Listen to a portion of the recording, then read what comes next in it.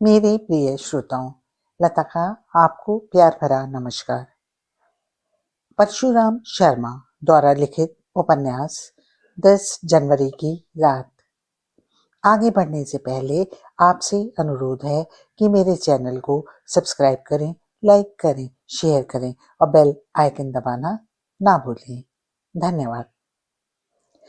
Car के ब्रेकों के चीखने का शोर इतना तीव्र था कि अपने घोंसलों में सोते पक्षी भी फड़फड़ाकर उड़ चले। रात की नीरवता खंड विखंड होकर रह गई। क्या हुआ? सेठ कमलनाथ ने पूछा। एक आदमी गाड़ी के आगे अचानक कूद गया। ड्राइवर ने थर्राई आवाज में उत्तर दिया, मेरी कोई गलती नहीं सेठ जी, मैंने तो पूरी कोशिश की। अरे देखो तो, जिंदा है या मर गया? ड्राइवर ने फुर्ती से दरवाजा खोला। हेडलाइट्स अभी भी ऑन थी। वह ड्राइविंग सीट से उतरकर आगे आ गया। गाड़ी के नीचे एक व्यक्ति औंधा पड़ा था। उसके जिस्म पर आगे के पहिए उतर चुके थे। चूंकि पहियों के बीच में अंधेरा था, इसलिए कुछ ठीक से नजर नहीं आ रहा था। अलबत्ता उसकी टांगें साफ दिखाई दे रही थीं। ड्राइवर हांफता हुआ वापस कार की पिछली सीट वाली खिड़की पर आ गया। हुआ क्या? वह तो नीचे दबा है, मुझे लगता है मर गया। गाड़ी पीछे हटा बेवकूफ। ड्राइवर झटपट गाड़ी में सवार हुआ और उसने कार पीछे हटा ली। अब हेडलाइट में वह शख्स साफ नजर आ रहा था। उसने आसमानी रंग की शर्ट पहनी हुई थी जो अब खून में लथपथ थी। उसे देखते ही सेठ कमलनाथ भी नीचे उतर आया। दोनों ने सड़क पर औंधे पड़े उस आत्मघाती शख्स को देखा। साले को हमारी गाड़ी के आगे ही कूदना था क्या?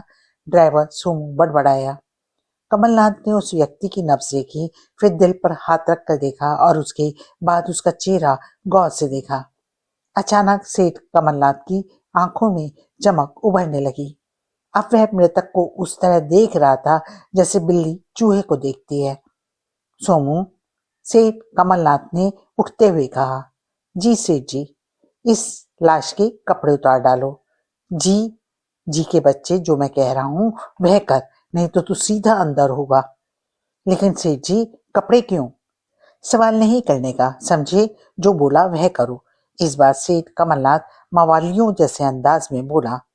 सोमू ने डरते हुए कपड़े उतार डाले। इसी बीच सेठ कमलनाथ ने अपने भी कपड़े उतारे और खुद कार की पिछली सीट पर आ गया। उसने कार में रखी एक चादर लपेट ली।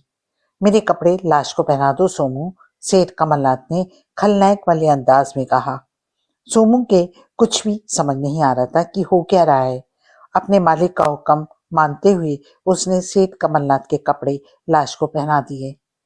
मेरी घड़ी, मेरी अंगूठी, मेरे गले की चेन भी इसे पहना दे। कमलनाथ ने अपनी घड़ी, चेन और अंगूठी भी सोमू को थमा दी। सोमू ने सेठ कमलनाथ को ऐसी निगाहों से देखा जैसे सेठ पागल हो गया हो। फिर उसने वह तीनों चीजें भी लाश को पहना दी। अब कार में आ जा। सोमू कार में आ गया। इसका चेहरा इस तरह कुचल दे जो पहचाना ना जा सके। सोमू ने यह काम भी कर दिखाया। इस बीच वह हांफने भी लगा था। चादर ओढ़े सेठ ने एक बार फिर लाश का निरीक्षण किया और फिर गाड़ी में आ बैठा। हमें किसी ने देखा तो नहीं? इतनी रात गई सड़क पर कौन आएगा? चलो, छुट्टी हुई, मैं मर गया। क्या कह रहे हैं? अबे गाड़ी चला, रास्ते में तुझे सब बता दूंगा कि सेठ कमलनाथ कैसे मारा और किसने मारा। चल, बेफिक्र होकर गाड़ी चला। गाड़ी आगे बढ़ गई। इसके साथ ही सेठ कमलनाथ का कह कहा गूंज उठा। इस घटना के कुछ समय बाद, जब सेठ कमलनाथ की मौत का समाचार बासी हो चुका था, किसी को अब उस हादसे में कोई दिलचस्पी भी नहीं थी। लोगों की आदत होती है बड़े बड़े हादसे चंद दिन में ही भूल जाते हैं। फिर कमलनाथ ऐसा महत्वपूर्ण व्यक्ति भी नहीं था जो चर्चा में रहता। मुंबई सेशन कोर्ट में पेश था मुकदमा। कटघरे में एक मुलजिम खड़ा था, नाम था सोनू। योर ऑनर, यह नौजवान सोमू जो आपके सामने कटघरे में खड़ा है, एक वहशी हत्यारा है जिसने अपने मालिक सेठ कमलनाथ का निर्दयतापूर्वक कत्ल कर डाला। मैं अदालत के सामने सभी सबूतों के साथ साथ गवाहों को पेश करने की इजाजत चाहूंगा। इजाजत है। जज ने अनुमति प्रदान कर दी।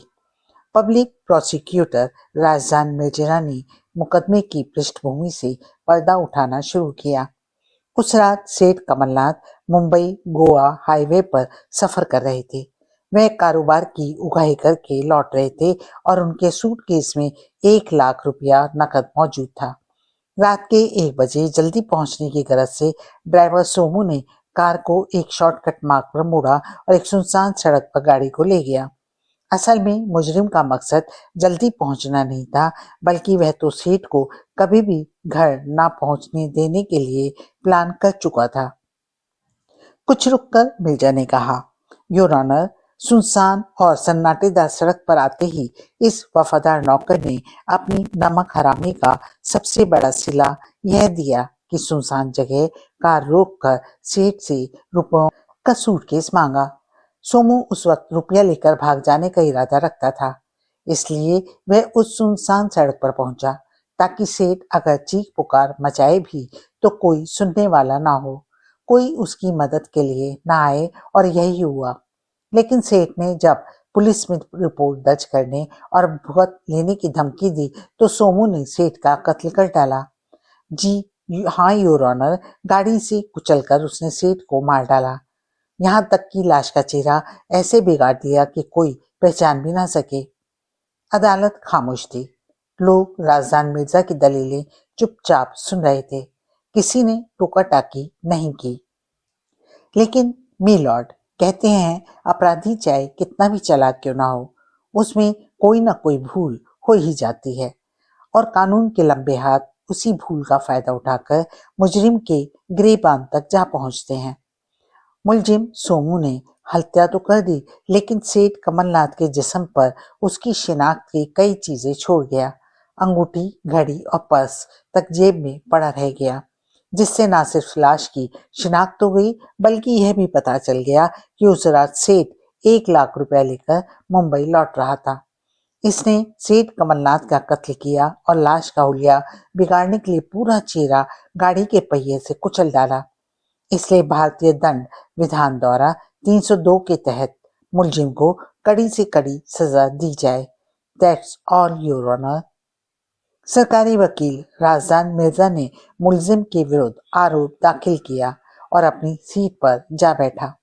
मुलजिम सोमू, थोड़ी ही देर में न्यायाधीश की आवाज कोर्ट में गूंजी। तुम पर जो आरोप लगाए गए हैं, क्या वे सही हैं? मुलजिम सोमू कटघरे में निर्भीक खड़ा था। उसने एक नजर अदालत में बैठे लोगों पर डाली और फिर वह दृष्टि एक नौजवान लड़की पर ठहर गई थी, जो उसी अदालत के एक कोने में बैठी थी और डबडबाई आंखों से सोमू को देख रही थी। वहां से सोमू की दृष्टि पलटी और सीधा न्यायाधीश की ओर उठ गई। क्या तुम अपने जुर्म को इकबाल करते हो? आवाज गूंज रही थी। जी हाँ योर ऑनर, मैं अपने जुर्म का इकबाल करता हूँ। वह हत्या मैंने ही की और 1 लाख रुपए के लालच में की। मेरा सेठ बहुत ही कंजूस और कमीना था। मैंने उससे अपनी बहन की शादी के लिए कर्जा मांगा तो उसने 1 फूटी कौड़ी भी देने से इनकार कर दिया। उस रात मुझे मौका मिल गया और मैंने उसका कत्ल कर डाला। नहीं, अचानक अदालत में किसी नारी की चीख सुनाई दी। सबका ध्यान उस चीख की तरफ आकर्षित हो गया। सोमू झूठ बोल रहा है, यह किसी का कत्ल नहीं कर सकता, यह झूठ है। कुछ क्षण पहले जो लड़की डबडबाई आंखों से सोमू को निहार रही थी, वह उठ खड़ी हुई। तुम्हें जो कुछ कहना है कटघरे में आकर कहो। युवती अदालत में खाली पड़े दूसरे कटघरे में पहुंच गई। मेरा नाम वैशाली है जज साहब, मैं इसकी बहन हूँ। मुझसे अधिक सोमू को कोई नहीं जानता। यह किसी की हत्या नहीं कर सकता, परंतु वह इकबाल जुर्म कर रहा है। मिलॉर्ड, सरकारी वकील उठ खड़ा हुआ। कोई भी बहन अपने भाई को हत्यारा कैसे मान सकती है? जब मुलजिम अपने जुर्म का इकबाल कर रहा है तो इसमें सच्चाई की कोई गुंजाइश ही कहाँ रह जाती है? मैं कह चुका हूँ योर ऑनर, मैंने कत्ल किया है। मैं कुछ सफाई नहीं देना चाहता और ना ही यह मुकदमा आगे चलाना चाहता हूँ। वैशाली, तुम्हें यहाँ अदालत में नहीं आना चाहिए था, तुम घर जाओ। वैशाली सुबकती हुई कटघरे से बाहर आई, फिर अदालत से ही बाहर चली गई। अदालत ने अगली कार्यवाही के लिए तारीख दे दी। नेहरू नगर, मुंबई, गोरेगांव। उसी नगर की एक चाल में वैशाली का निवास था। उदास मन से वैशाली घर पहुंची। घर में अपाहिज बाप और माँ थी। उस समय घर में एक और अजनबी शख्स मौजूद था। वैशाली ने इस व्यक्ति को देखा। वह अधेड़ और दुबला पतला आदमी था। सिर के आधे बाल उड़े हुए थे। बेटी, ये हैं करुण पटेल, सोमू के दोस्त। मेरे करुण पटेल बोलता। वह व्यक्ति बोला, तुम सोमू का बैन वैशाली होता ना? हाँ, मैं ही वैशाली हूँ, मगर आपको पहले कभी सोमू के साथ देखा नहीं। कभी अपन तुम्हारे घर आया ही नहीं, देखेगा किधर से? और अगर हम पहले आ गया होता तो भी गड़बड़ होता। क्या मतलब? अभी कुछ दिन पहले तुम्हारे भाई ने हमको 1 लाख रुपया दिया था। हम उसका पूरा सेफ्टी किया। इधर पुलिस वाला लोग आया होगा, उनको 1 लाख रुपए का रिकवरी करना था। अब मामला फिनिश है। सोमू ने इकबाली जुर्म कर लिया। अब पुलिस को सबूत जुटाने का जरूरत नहीं पड़ेगा। देखो बहन, तुम्हारी डैडी भी सेठ के यहाँ काम करता था। फैक्ट्री में टांग कट गया तो उसको पूरा हर्जाना देना होता था कि नहीं? तो क्या सुमू ने सचमुच? अरे अब आलतू फालतू नहीं सोचने का। सेठ का मर्डर करके सुमू ने ठीक किया। साला ऐसे लोगों का जिंदा रहने का कोई हक नहीं। अरे उसको फांसी नहीं होगा और 10-12 साल अंदर भी रहेगा तो कोई फर्क नहीं पड़ता। तुम अपनी शादी धूमधाम से मनाओ और किसी पचड़े में नहीं पड़ने का। लेकिन मेरा दिल कहता है मेरा भाई कातिल नहीं हो सकता। दिल क्या कहता है बहन, उसको छोड़ो। आप उनकी बात पर भरोसा करो। वो ही कत्ल किया है। माल हमको दे गया था। हम उसकी अमानत लेकर आया है। हम तुम्हारा मम्मी डैडी को भी बरोबर समझा दिया। किसी लफड़े में पड़ेगा तो पुलिस तुमको भी तंग करेगा। इसलिए चुप लगा के काम करने का। तुम्हारा डैडी मम्मी ने जो रिश्ता देखा है उस छोकरे लोग को बोलो कि शादी की तारीख पक्की करे। पीछे मुड़ के नहीं देखने का है। काहे को देखना है भाई? इस दुनिया में मेहनत मजदूरी से कमाने वाला सारी जिंदगी इतना नहीं कमा सकता कि अपनी बेटी की शादी धूमधाम से कर दे। नोट इसी माफिक आता है। बेटी, अब हमारी फिक्र दूर हो गई। सिर का बोझ उतर गया। तेरे हाथ पीले हो जाएंगे तो हमारा बोझ उतर जाएगा। सोमू के जेल से आने तक हम किसी तरह गुजारा कर ही लेंगे। अच्छा, हम चलता। कभी जरूरत पड़े तो बताना। अपने भाई को अपना एड्रेस दे दिया है।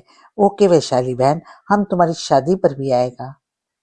करुण पटेल चलता बना। उसके जाने के बाद वैशाली ने पूछा, रुपया कहाँ है माँ? संभाल के रख दिया है। रुपया मेरे हवाले कर दो माँ। क्यों, तू क्या करेगी? शादी तो मेरी होगी ना, किसी बैंक में जमा करा दूंगी। वैशाली की माँ पार्वती देवी अपनी बेटी की मंशा नहीं भांप पाई। उसकी सुंदर सुशील बेटी यूं भी पढ़ी लिखी थी। बीए करने के बाद एलएलबी कर रही थी। लेकिन माँ इस बात को भी अच्छी तरह जानती थी कि बेटी चाहे जितनी पढ़ लिख जाए पराया धनी होती है और निष्ठुर समाज में बिना दान दहेज के पढ़ी लिखी लड़की का भी विवाह नहीं होता, बल्कि पढ़ लिखने के बाद तो उसके लिए वर और भी महंगा पड़ता है। बेटी, तू इस पैसे को जमा करा, हमें कोई एतराज नहीं। वैसे भी घर में इतना पैसा रखना ठीक नहीं, जमाना बड़ा खराब है। पार्वती देवी ने रुपयों से भरा ब्रीफकेस वैशाली के सामने रख दिया। वैशाली ने ब्रीफकेस खोला। ब्रीफकेस में नए नोटों की गड्डियां रखी थी। वैशाली ने उन्हें गिना, वे 1 लाख थे। उसने ब्रीफकेस बंद किया। माँ, मैं थोड़ी देर में लौट आऊंगी। रुपया संभाल कर ले जाना बेटी, अपाहिज पिता जानकी दास ने कहा। आप चिंता ना करें डैडी। वैशाली चाल से बाहर निकली। उसने बस में जाने की बजाय ऑटो किया और ऑटो में बैठ गई। किधर जाने का मैडम? ऑटो वाले ने पूछा। थाने चलो। थाने? थाने तो यहाँ से बहुत दूर पड़ेगा। ड्राइवर ने आश्चर्य से वैशाली को घूरा। थाने नहीं, पुलिस स्टेशन। ऑटो वाले ने वैशाली को जरा चौंक कर देखा, फिर गर्दन हिलाई और ऑटो स्टार्ट कर दिया। 2 दिन पहले ही इंस्पेक्टर विजय ने गोरेगांव पुलिस स्टेशन का चार्ज संभाला था। गोरेगांव में फिलहाल क्रिमिनल्स का कोई ऐसा गैंग नहीं था जो उसे अपनी विशेष प्रतिभा का परिचय देना पड़ता। विजय अपने junior officer sub inspector Baldev से इलाके की छटाई बदमाशों का ब्यौरा प्राप्त कर रहा था। दारू के अड्डे वालों का तो हफ्ता बंधा ही रहता है सर। वैसे तो इलाके में हड़कंप मच ही गया है। बदमाश लोग इलाका छोड़ रहे हैं। सबको पता है कि आपके इलाके में ये लोग धंधा नहीं कर सकते। हमने नकली दारू वालों को बता दिया है कि धंधा समेट लें। जुए के अड्डे भी बंद हो गए हैं। ये लोग क्या अपनी सोच इस्तेमाल नहीं करते? आपके नाम के सामने कोई सोच नहीं चलती, सबको पता है।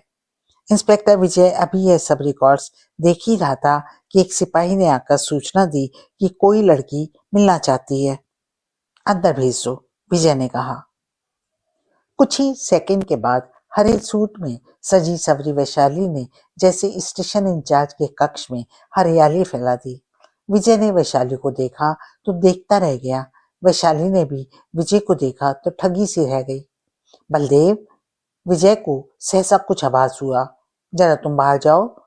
बलदेव ने वैशाली को सिर से पांव तक देखा, फिर उसकी समझ में नहीं आया और वह उठकर बाहर चला गया। बैठिए, विजय ने सन्नाटा भंग किया। वैशाली ने विजय के चेहरे से दृष्टि हटाई। आप मेरा मतलब? हाँ, मैं विजय ही हूँ। विजय के होठों पर मुस्कान आ गई। बैठिए। वैशाली कुर्सी पर बैठ गई। हाँ, मुझे तो यकीन ही नहीं आ रहा है। बहुत कम सर्विस है मेरी और इस कम सर्विस में ही मैंने अच्छा काम किया है। वैशाली, आपको इस रूप में देखकर मुझे बेहद खुशी हुई। तुम यहीं रहती हो वैशाली? नेहरू नगर की चाल नंबर 18 में। इंटर तक तो हम साथ साथ पढ़े। मेरा इसके बाद ही पुलिस में सिलेक्शन हो गया था और मैं पुलिस अफसर बन गया। कैसा लगता हूँ पुलिस अफसर के रूप में? बहुत अच्छे लग रहे हो विजय। क्या तुम्हारी शादी हो गई? विजय ने पूछा। नहीं, वैशाली ने उत्तर दिया। मेरी भी नहीं हुई। वैशाली की आंखें शर्म से झुक गई। अरे हाँ, यह पूछना तो मैं भूल ही गया, तुम यहाँ किस काम से आई हो? दरअसल मैं आपको, ये आप वाप छोड़ो, पहले की तरह मुझे सिर्फ विजय कहो, अच्छा लगेगा। वैशाली मुस्कुरा दी। पहले तो बहुत कुछ था, मगर अब भी कुछ और नहीं बिगड़ा है। खैर, यह घरेलू बातें तो किसी दूसरी जगह होंगी। फिलहाल तुम यह बताओ कि पुलिस स्टेशन में क्यों आना हुआ? वैशाली ने ब्रीफकेस विजय के सामने रख दिया और फिर सारी बात बता दी। विजय ध्यानपूर्वक सुनता रहा। सारी बात सुनने के बाद विजय बोला, एक तरफ तो तुम्हारा दिल गवाही दे रहा है कि सोमू ने कत्ल नहीं किया, दूसरी तरफ यह रुपया चीख चीख कर कह रहा है कि सोमू ने ही कत्ल किया है। और कत्ल कानून कभी जज्बात नहीं देखता, सबूत देखता है। No chance. एक वाले जुर्म के बाद क्या बच जाता है?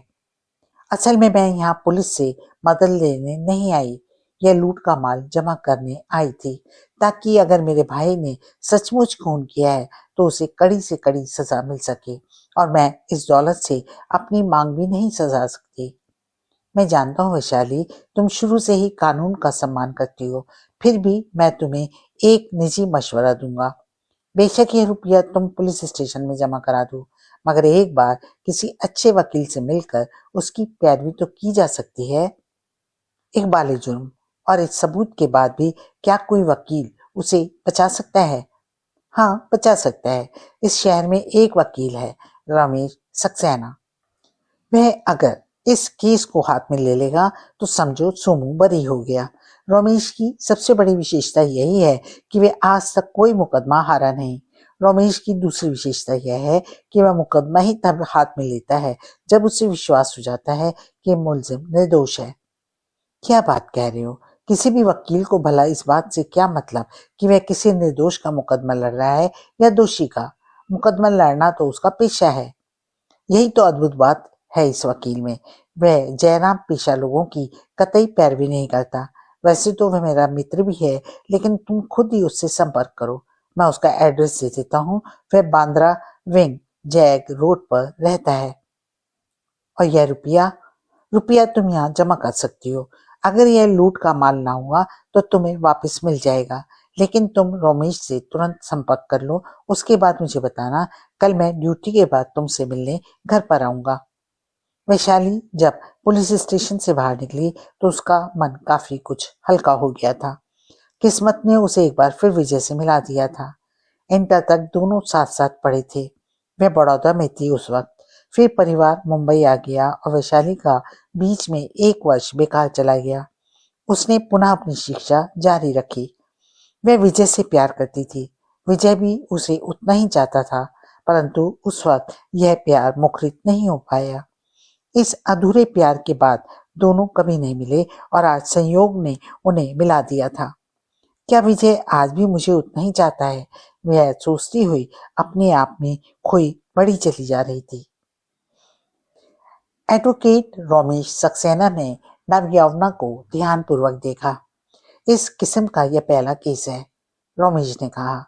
एक तरफ तो आप फरमाती हैं कि वह बेकसूर है, दूसरी तरफ उसके खिलाफ खुद सबूत जुटाकर थाने में पहुंचा रही हैं।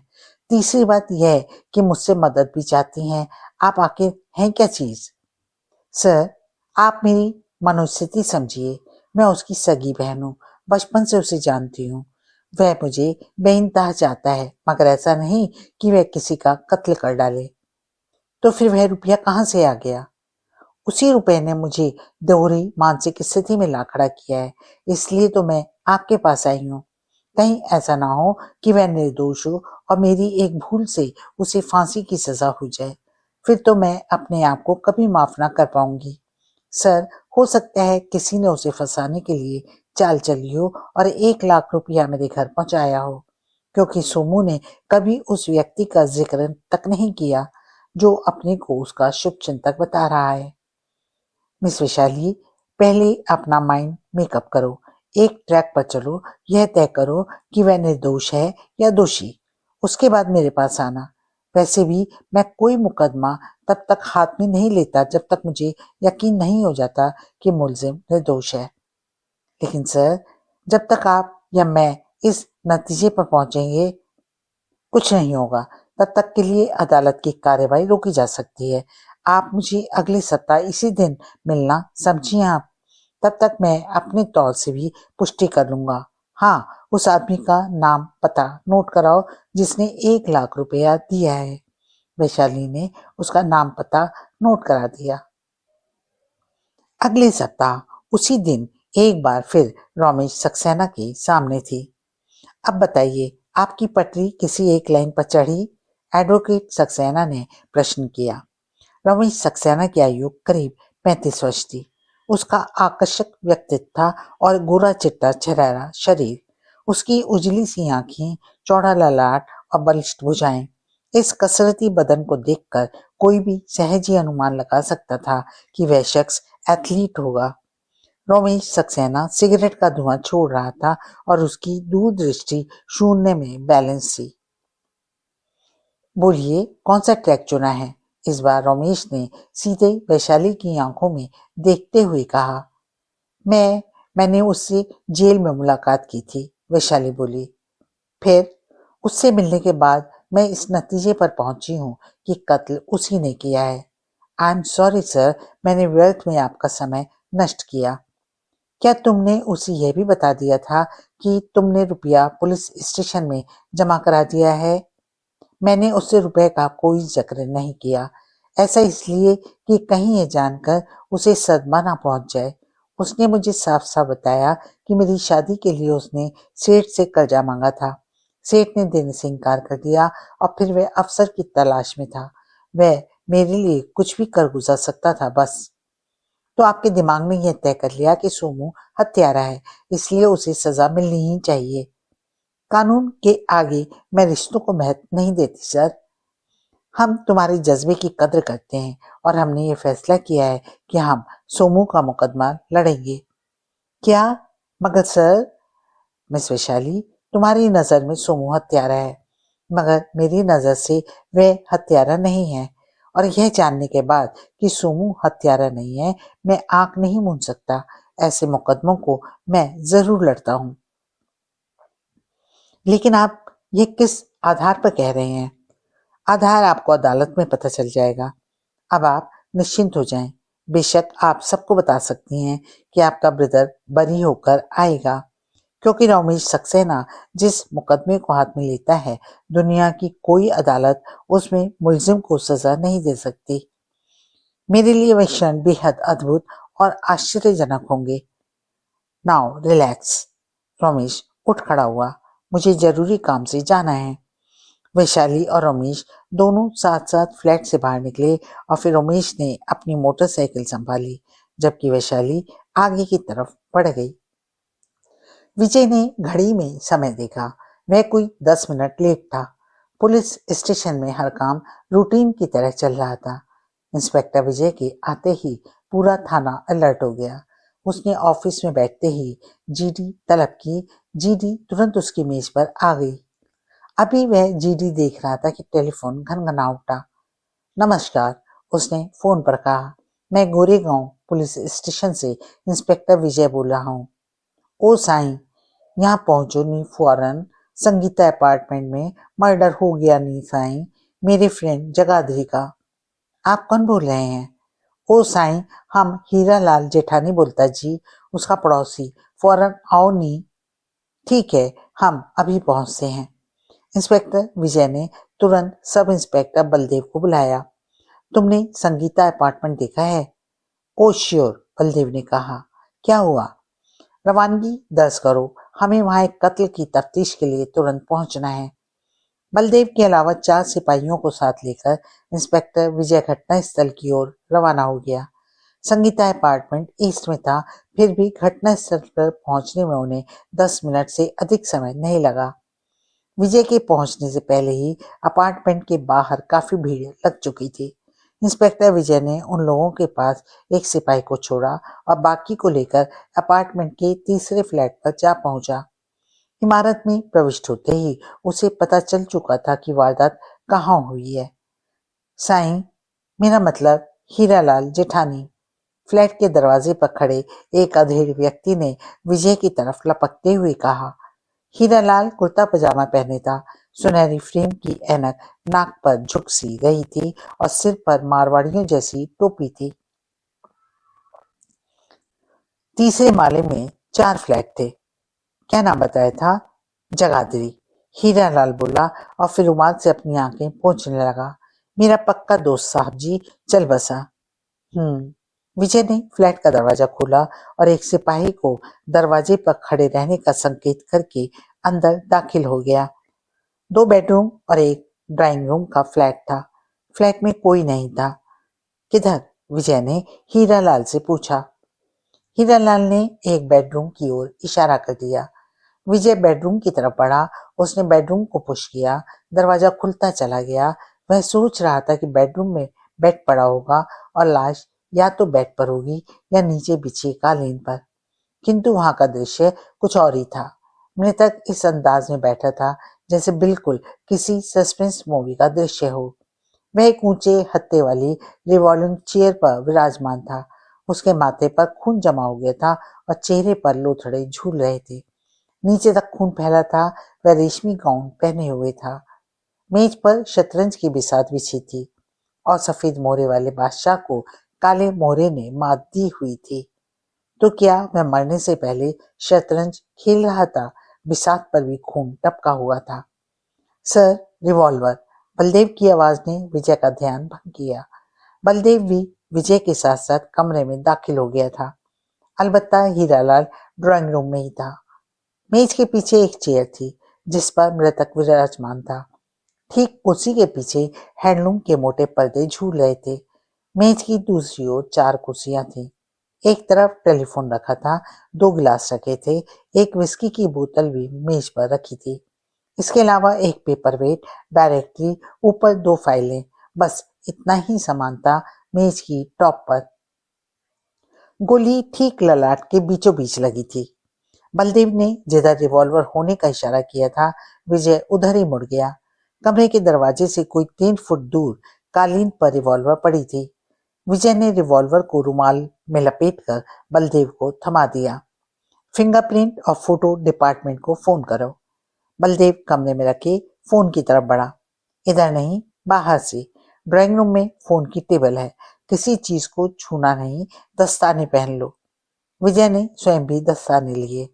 दो सिपाही ड्राइंग रूम के अंदर हीरा लाल के दाएं चुपचाप इस तरह खड़े थे जैसे ऑफिसर का हुक्म मिलते ही उसे धड़ दबोचेंगे। विजय ने कमरे का निरीक्षण शुरू किया।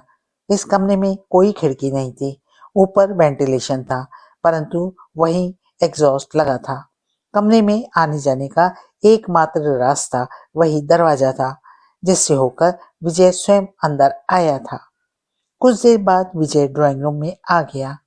तुम्हारा नाम हीरालाल है? हीरालाल जेठानी। हीरालाल अपने चश्मे का एंगल दुरुस्त करते हुए बोला। जेठानी जी, तुम मृतक के पड़ोसी हो? बराबर वाला फ्लैट अपना ही है। पूरी बात बताओ। विजय एक कुर्सी पर बैठ गया। अपना फ्रेंड जगाधरी बहुत अच्छा आदमी था। संडे का दिन हमारा छुट्टी का दिन होता। दोनों यार शतरंज खेलता, दारू पीता। हम शतरंज खेलता, कभी वो जीतता कभी हम जीतता, कभी हम जीतता कभी वो। शतरंज भी अजीब खेल है साईं। हम दोनों बिल्कुल बराबर का खिलाड़ी, एकदम बराबर का। कभी वो जीतता कभी।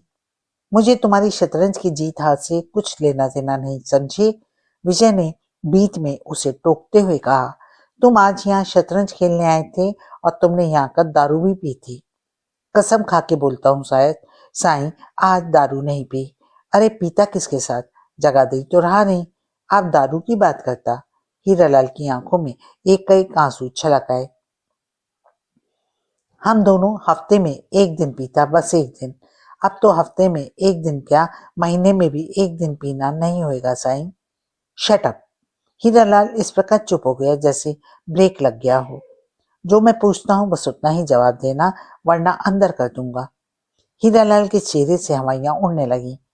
आज तुम यहाँ शतरंज खेलने आए थे? आज नहीं खेला। ठीक वक्त पर जब मैं आया, घंटी बजाया फ्लैट की, तभी अंदर गोली चलने का आवाज हुआ। पहले मैं समझा कोई पटाखा छूटा होगा। हड़बड़ाहट में मैंने दरवाजे पर धक्का मारा। दरवाजा खुला था।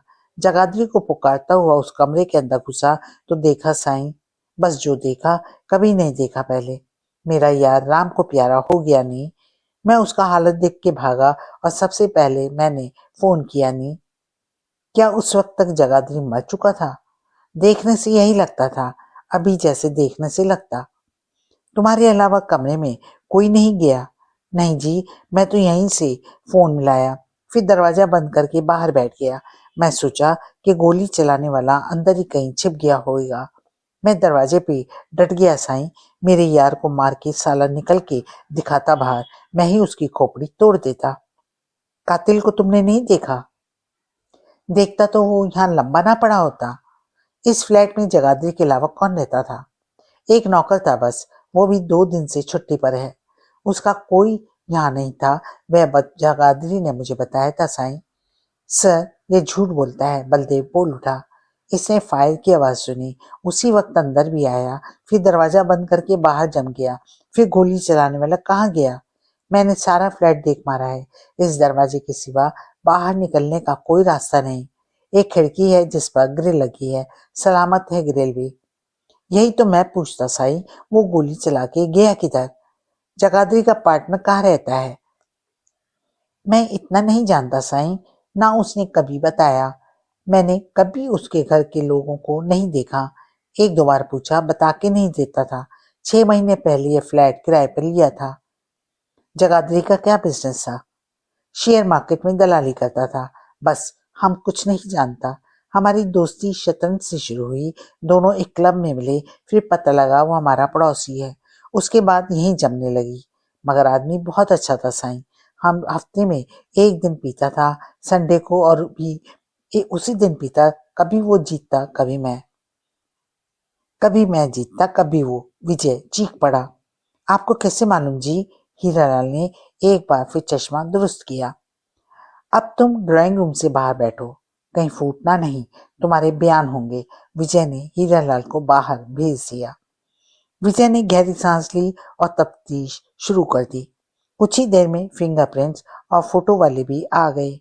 पुलिस कंट्रोल रूम को मर्डर की सूचना दे दी गई थी। संडे था। संडे का दिन रमेश अपनी पत्नी सीमा के लिए सुरक्षित रखता था। बाथरूम से नहा धोकर 9 बजे वह नाश्ते के टेबल पर आ गया। डार्लिंग, आज कहाँ का प्रोग्राम है? पूरे हफ्ते के बाद याद आई मेरी। सीमा मेज पर नाश्ते की प्लेटें सजाती हुई बोली। क्या करें डार्लिंग, तुम तो जानती ही हो कितना काम करना पड़ता है। दिन में कोर्ट, बाकी वक्त इन्वेस्टिगेशन, कई बार तो खतरों से भी जूझना पड़ता है। मुझे इन क्रिमिनल से सख्त नफरत है डार्लिंग। अब यह कोर्ट की बातें बंद करिए, संडे है। हाँ भाई, आज का दिन तुम्हारा होता है। आज के दिन हम जोरू के गुलाम किधर का प्रोग्राम बनाए जाने मन? बहुत दिनों से झावेरी ज्वेलर्स में शॉपिंग करने की सोच रही थी। झावेरी ज्वेलर्स? रमेश की हलक में जैसे कुछ फंस गया। क्या खरीदना था? हीरे की एक अंगूठी। तुमने हनीमून पर वादा किया था कि मुझे हीरे की अंगूठी लेकर दोगे, वही जो झावेरी के शोरूम में लगी है और कुल 50,000 की है। हम मारे गए। यह अंगूठी फिर टपक पड़ी। रमेश बदबदाया। क्यों, कुछ फंस गया गले में? लो पानी पी लो। सीमा ने पानी का गिलास सामने कर दिया। रमेश एक सांस में पूरा गिलास खाली कर गया। डार्लिंग, गिफ्ट देने का कोई शुभ अवसर भी तो होना चाहिए ना। 5 साल हो गए हैं हमारी शादी हुए। इस बीच कम से कम 5 शुभ अवसर तो आए ही होंगे। सीमा ने व्यंग्यात्मक स्वर में कहा। आपको याद है जब हमारे प्यार के शुरुआती दिन थे तो? याद तो सब कुछ है। तुम्हें भी तो बंगला कार वगैरह से बहुत लगाव है। किसको नहीं होता। आप अपने साथी वकीलों की माली हालत पर भी तो नजर डाल लिया कीजिए।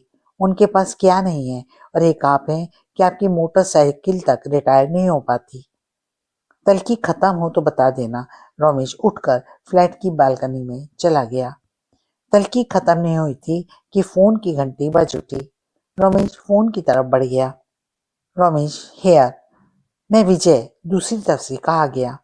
इंस्पेक्टर, यह सुबह सुबह कहाँ से बोल रहे हो? Goregaon east Sangeeta apartment. किसी का मर्डर हो गया क्या? तुम्हें कैसे मालूम? फोन पर गंध आ रही है। संगीता अपार्टमेंट में ना तो तुम्हारा कोई रिश्तेदार रहता है और ना कोई गर्लफ्रेंड, ना ही वहां कोई शराब का अड्डा चलता है। घड़ी जो समय बता रही है उसके अनुसार तुम्हें इस वक्त थाने में होना चाहिए था। तुम अपने ही इलाके की किसी और लोकेशन से बोल रहे हो, जिसका साफ मतलब है कि तुम मौके वारदात पर हो। मुझे फोन किया, इसलिए साफ जाहिर है कि कत्ल का मामला होगा। चोर डकैतों की लिस्ट तो पुलिस के पास होती ही है, हाँ, हत्यारों की नहीं होती। गुरु, फौरन आ जाओ, मेरी फंसी पड़ी है। गुरु मानते हो इसलिए आना ही होगा, लेकिन यार आज संडे है। दूसरी तरफ से फोन कट चुका था। इन पुलिस वालों की छुट्टी तो वैसे कभी होती ही नहीं, खासकर विजय की तो हो ही नहीं सकती। सीमा बोल पड़ी। जैसे आप वैसा विजय। आप किसी क्रिमिनल का केस नहीं लड़ते और वह किसी क्रिमिनल को रिश्वत लेकर नहीं छोड़ता। कोई फतवा हो तो बताओ, वरना मैं देखाऊं क्या मामला है। जाइए, इतना कहकर सीमा बाथरूम में चली गई। जल्दी ही तैयार होकर रमेश अपनी मोटरसाइकिल लेकर चल पड़ा। बांद्रा से अंधेरी, अंधेरी से गोरेगांव। रॉयल एनफील्ड की बुलेट गाड़ी को पुलिसिया अंदाज में दौड़ाता हुआ वह 15 मिनट में मौकाए वारदात पर पहुंच गया। फिर जगाधरी के फ्लैट में पहुंचा, जहां विजय उसकी बेताबी से इंतजार कर रहा था। कुछ दूसरे सीनियर पुलिस ऑफिसर भी घटना स्थल पर आ चुके थे। उनमें से कुछ एक ऐसे भी थे जो रमेश को पसंद नहीं करते थे। मकतूल की लाश कहाँ है? रमेश ने विजय से पूछा। विजय रमेश को लाश वाले कमरे में ले गया। जब तुम उस कमरे में दाखिल हुए, क्या सब इसी तरह था? कोई चेंजिंग तो नहीं हुई थी? रमेश ने कमरे में सरसरी नजर दौड़ाते हुए कहा।